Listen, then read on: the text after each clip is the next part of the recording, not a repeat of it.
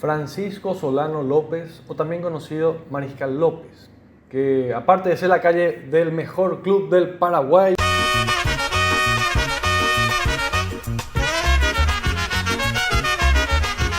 está impregnado en nuestra cultura. Está en monedas, cuadros, tiene canciones, películas, novelas brasileras y para los arcanos como yo, en el billete de 1000. Es el billete, no la moneda manga de millennials. ¿Quién fue entonces? Bueno, en 1827 nació en Asunción, el 24 de julio, Francisco Solano López. Fue hijo de don Carlos Antonio López y Juana Pabla Carrillo.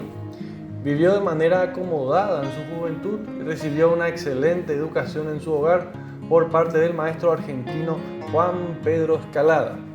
Tanto él como su nieta, Asunción Escalada, tienen colegios con su nombre.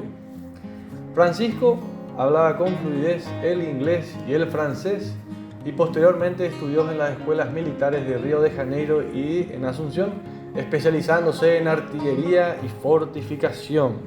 Así que ya de joven quedó claro que le gustaba fortificar y destruir cosas. Ya en 1844, su padre, don Carlos, el del billete de 5000, gobernaba el Paraguay y Francisco fue nombrado a sus 18 años general de brigada. Fue puesto al mando del ejército paraguayo y estableció el servicio militar obligatorio, que dicho sea de paso sigue vigente. Y si no querés ser un delincuente y evasor del Estado paraguayo, podés elegir ser objetor de conciencia dando algún servicio social. Te podés acercar a la Defensoría del Pueblo para eso. Este periodo del siglo XIX, totalmente inestable en la política rioplatense, motivó la adhesión del Paraguay y varias provincias de la Confederación Argentina contra Juan Manuel de Rosas, gobernador de Buenos Aires, que finalmente en 1852 fue derrotado y el Paraguay reconocido como país independiente por estos. En 1853 se encomendó al ya general Francisco Solano López una comitiva paraguaya a Europa con la misión de que sea reconocida la independencia del Paraguay por las naciones europeas, contratar técnicos y adquirir armamento para el ejército paraguayo. Durante su estadía contactó con Napoleón III de Francia, adquirió también de Inglaterra el emblemático barco de guerra Tacuarí y contrató cerca de 900 agricultores y profesionales variados con la idea de crear en el Paraguay una colonia. Esta colonia tendría el nombre de Nueva Burdeos, en la actual Villa Hayes, pero para hacerlo simple se volvió un desastre y finalmente muchos volvieron a su país o fueron a la Argentina. Sin embargo, un pequeño grupo quedó a vivir en Paraguay y sus descendientes llevan algunos de estos apellidos: Lampert, Bouvier, Catebeque, Audienbert y La Haye. Así que si conoces a alguno con estos apellidos, podés husmear en su pasado familiar y encontrar o confirmar que son descendientes de esta colonia. También en su estadía por París, recuerden que Francisco era docto en francés e inglés, conoció a Eliza Lynch, que fue una dama irlandesa que acompañó a Francisco y formaron pareja desde aquel momento hasta el final. Es importante mencionar que Eliza era divorciada. Se casó de joven y lamentablemente con su primer marido no le fue bien y se separó de él. Esto es importante porque no podía volver a casarse por iglesia, lo cual era fundamental en la tradicional sociedad paraguaya. Oh, miren cuánto hemos cambiado desde aquel entonces. Y por eso siempre fue mal vista por la sociedad cuando su único pecado fue haberse divorciado. En 1859, la inestabilidad política del Río de la Plata continuaba y ahora el conflicto era la Confederación Argentina y Buenos Aires y había ánimo de guerra. El Paraguay había mostrado ser neutral a pesar de las insistencias de ambos bandos para tomar partido a favor o en contra de uno.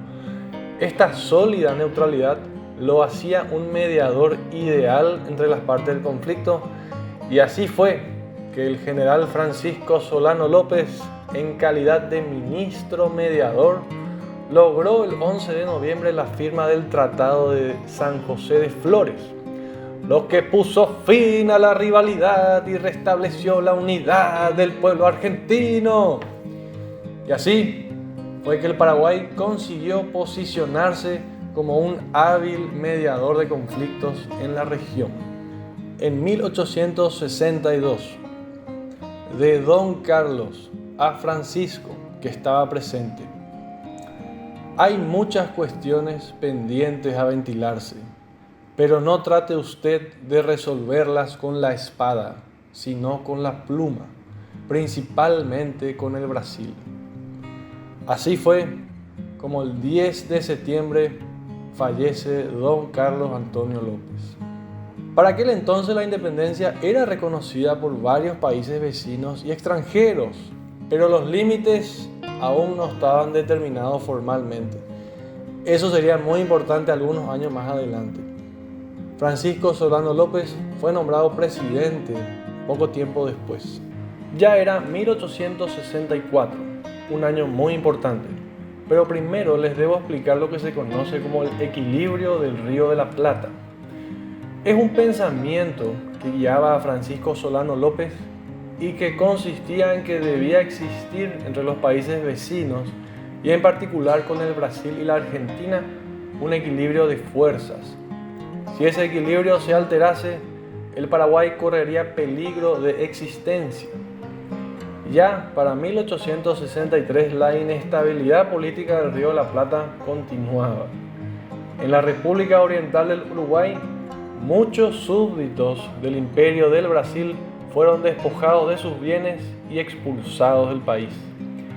El Imperio del Brasil, en 1864, mandó un ultimátum a la República Oriental para que reparen los daños bajo amenaza de intervención militar.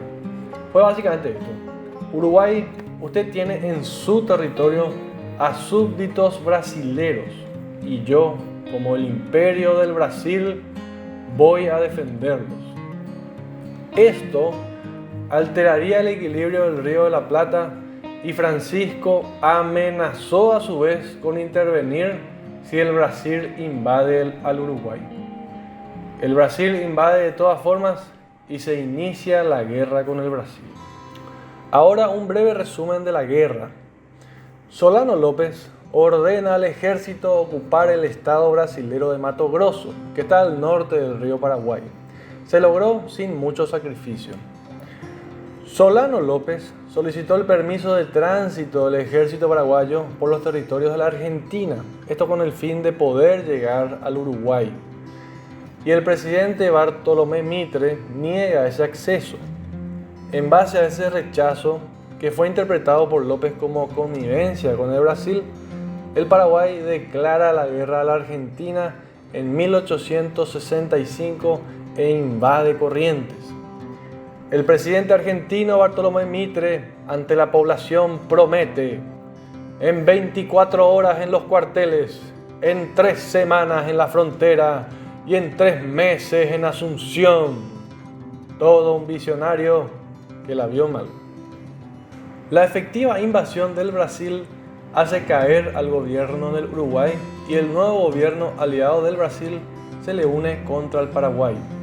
También en 1865, Brasil, Argentina y Uruguay firman el Tratado Secreto de la Triple Alianza. Secreto porque en su propio articulado menciona que será secreto hasta terminar la guerra. En este tratado se expresan de antemano las aspiraciones territoriales principalmente del Brasil y de la Argentina sobre el territorio controlado por el Paraguay. Debemos recordar que no existen todavía tratados firmados sobre límites. Todos los tratados fueron realizados justamente luego de la guerra. La fuerza acumulada de los aliados logró que el Paraguay se vaya retirando de Corrientes y se volviese una guerra defensiva en su territorio. Y hay muchas batallas para recordar, pero quizás la más importante es la victoria paraguaya de Curupaytí, donde otro de nuestros héroes tomó gran renombre, José Eduvigis Díaz, el de la moneda de 100. Eduvigis es un nombre de mujer, así que esto sería como una especie de José María de antaño. Las tropas paraguayas, ya superadas y desgastadas, fueron dando terreno a las tropas de los aliados.